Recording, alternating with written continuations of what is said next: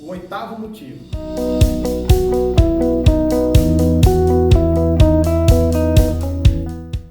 Investir na bolsa é para quem pensa em qualidade de vida no futuro. De que forma?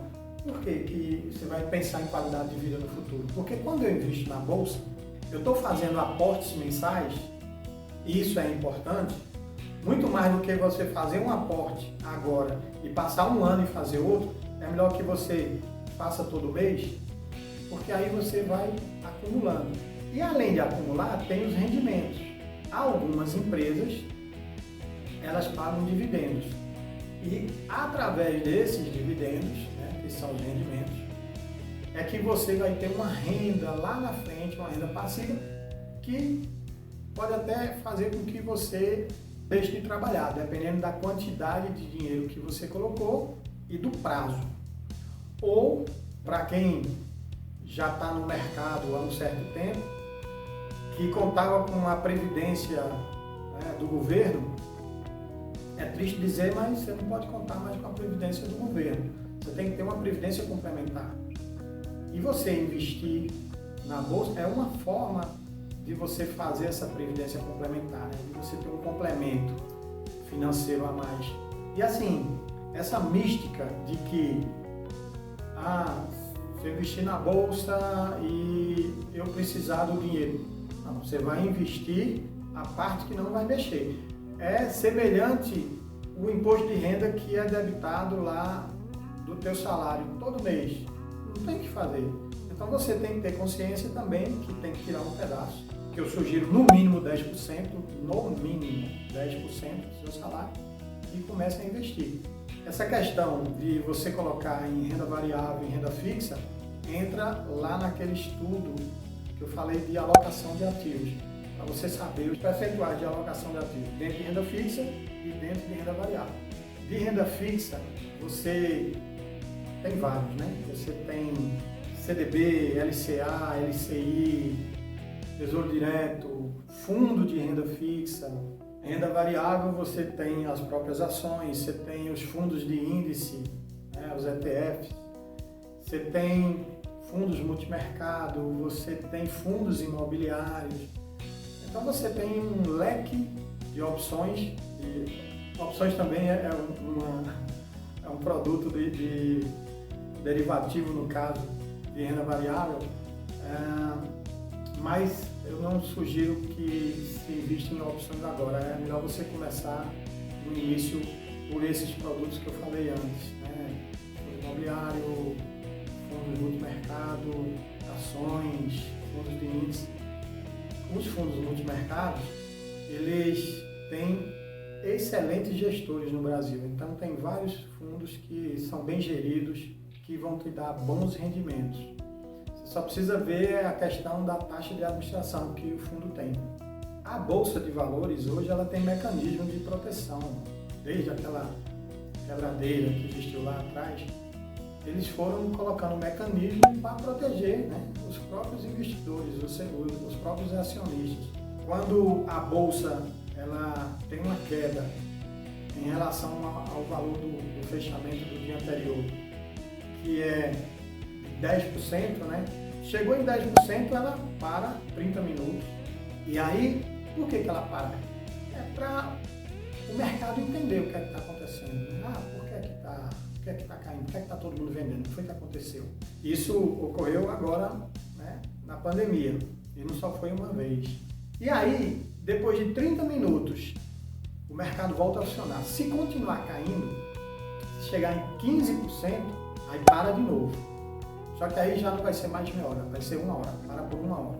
Aí o mercado vai tentar entender o que aconteceu. No caso da pandemia, todo mundo sabia, é a pandemia, e aí houve reflexo lá fora, Bolsa dos Estados Unidos, baixou taxa de juros, e assim vai. Uma série de outras informações que chegaram ao mercado e ele entendeu que tinha que vender. E aí se voltar, depois de uma hora, e ela cair 20%, né? Ou seja, em relação ao fechamento do dia anterior, caiu 20%, a bolsa para e é por tempo indeterminado. Não há uma norma dizendo que tem que voltar com 3 horas, um dia, no mesmo dia, uma semana. Não tem. É um tempo indeterminado. Isso é para que vocês entendam que existem mecanismos que eles travam quando a bolsa está caindo. E o que acontece, muitas vezes, é que quando ela aciona esses mecanismos, essas pessoas que eu falei que têm um pouco de desconhecimento saem vendendo o que não devia. Você pode vender? Pode. Nada de errado em você vender quando está caindo. Agora, dependendo da empresa que você vende, você pode estar perdendo. Então, feito o caso da Magazine Luiza, estava lá R$50, caiu lá para 30 e tal. Se você vendeu, vamos supor, a 40, comprou a 50 e vendeu a 40, você perdeu aí R$10, R$10 de 50, tá o que? Uns 18%, 17%. E agora a Magazine Luiza já está em 80. Se você tivesse deixado o dinheiro, tivesse um pouco de paciência, um pouco de calma, ó, já tinha recuperado. Então assim, você tem que verificar que nem sempre precisa vender. Pode ocorrer de vender alguma notícia que seja ruim de uma determinada empresa? Pode. Mas é necessário que você analise o cenário e não saia vendendo à torta e à direita. As pessoas elas confundem muito volatilidade com risco e a volatilidade na bolsa ela é normal. E eu vou dar exemplo para vocês de renda fixa que também existe volatilidade. Existem dois papéis do Tesouro Direto. Um é o atrelado ao IPCA, é o Tesouro Direto IPCA, e o outro é o Tesouro Direto pré-fixado. Eles são ajustados ao mercado todo dia. Então, todo dia o preço deles pode subir e pode descer. Nesse último trimestre, os preços desses papéis caíram, porque existia uma expectativa de que os juros lá na frente, lá no futuro, iam subir. Essa é uma dica que eu vou dar para vocês. Quando o juro futuro sobe, o preço cai. Quando o juro desce, o preço do papel sobe. E aí, amigos, parentes, me perguntaram: João César, o fundo de investimento de renda fixa que eu tenho, ele está rentabilizando negativo. Eu não sabia que renda fixa rentabilizava negativo. Rentabiliza sim. Pode ter certeza. E provavelmente esses papéis foram os, entre aspas, vilões, né, para que ele ficasse negativo. Existem outras operações também que podem fazer com que esse preço fique negativo. O nono motivo é que a renda variável ela tem várias opções, como eu falei antes para vocês. Quando você compra ações, você está comprando um pedacinho da empresa, né? Então você acredita naquela empresa. Então é necessário que você, antes de comprar, você conheça a empresa, você verifique se ela tem lucro, você verifique se essa empresa ela tem uma boa receita, se ela não tem uma dívida grande. Tem alguns índices, né, e alguns indicadores, no caso de mercado, que eles mostram para vocês como é que está a situação da empresa, de acordo com o balanço que as empresas da Bolsa elas divulgam trimestralmente, um balanço. Agora sim, existem determinados setores que têm algumas características. Por exemplo, o setor de energia, as empresas elas têm uma dívida que pode ser maior do que o normal. Não é um fator preocupante, porque essas empresas de energia ela têm contratos que são longos, contratos de 20 anos, 15, 30. Então, assim, e existe também aquela receita já fixa. Por exemplo, a empresa de conta de energia daqui do Distrito Federal, a SEB, ela está cobrando sua conta de energia todo mês. Então, já existe uma previsão de receita. Tem no próximo ano, metade da população não vai pagar energia, não tem como. Outro produto são os fundos multimercados. E como eu estava falando antes, né, fundo multimercado, fundo de ações, existem bons gestores no Brasil. Existem boas empresas que têm bons gestores e basta você fazer uma pesquisa em fundos multimercado que eles vão mostrar para vocês a rentabilidade desses fundos ao longo desse período. O que é interessante para vocês é verificar, por exemplo, antes da pandemia, como era que estava a rentabilidade, durante a pandemia, né? E agora, como é que está? Se está reagindo. Se teoricamente, os bons fundos eles já têm uma certa reação, já estão reagindo bem. Um outro produto seria os fundos imobiliários. Esses fundos imobiliários, eles eles têm 4 tipos de fundos imobiliários, né? Assim, são os fundos de tijolos. Então, esses fundos de tijolos, por exemplo, são as lajes corporativas, então, que são alugadas para alguma empresa, ou salas comerciais. Então, continuando, os fundos de tijolos, então, as lajes corporativas, que eu estava falando, salas comerciais, então prédios que alugam salas, né, para empresas, para advogados, médicos, e assim vai. Shoppings, hotéis, que mais? Universidades, agências bancárias, tem de parques temáticos também, fundos de parques temáticos. Galpões de logística, esse é interessante, galpões de logística é assim, uma empresa que trabalha com e-commerce, ela precisa ter centros de distribuição. E esses galpões agora na pandemia, eles foram essenciais para que o produto fosse entregue com mais rapidez. Então, por exemplo, se você compra uma determinada empresa, significa que se ele promete entregar em 1 dia, 2 dias, existe um centro de distribuição perto da sua residência. Então, provavelmente, esses galpões de logísticas, eles cresceram muito e eu acho que eles vão continuar, né, crescendo. Existem algumas empresas ainda que dão prazo de 5 dias, 10, 20, um mês. Então, é necessário ter uma certa celeridade na entrega do produto, né, para que a empresa ganhe confiança do cliente também. Aí outro tipo de fundos são os fundos de papéis. Esses fundos são os recebíveis, eles são feitos através de financiamentos imobiliários. Então, quando há um financiamento imobiliário, por exemplo, você financiou a compra de um apartamento. Essa empresa, né, a incorporadora, ela preencheu para você o financiamento, tudo direitinho, ela vai numa securitizadora e troca os teus papéis. E aí pode ser criado um fundo, esse fundo exatamente desses papéis. Tipo assim, quando eu pagar, né, eu que comprei o imóvel, eu estou pagando aquilo que o fundo comprou. Então ele comprou os recebíveis e aí são esses fundos. Os fundos imobiliários, né, fundos dos fundos imobiliários no caso, é quando o fundo ele investe em outros fundos imobiliários, né? Ele compra cotas de outros fundos. E os fundos, por fim, os fundos de desenvolvimento, os fundos de desenvolvimento são aqueles para construção, né? Para começar um empreendimento. Então, vamos supor, existe um terreno e aí o cara quer construir um prédio. Se monta um fundo, ganha-se entre aspas, né? Esse dinheiro constrói o prédio e depois da construção do prédio, né? Se for um residencial ou um comercial, ou vende ou aluga as salas ou os apartamentos em si. Então esses são os fundos de desenvolvimento, quando é a construção em si mesmo. E por fim, o último motivo, né? O 10º, é que a renda variável é o melhor caminho para bons rendimentos. O histórico dos rendimentos, ele é claro em demonstrar que a renda variável, ela geralmente no médio e longo prazo, ela supera tanto poupança, quanto renda fixa, quanto a inflação.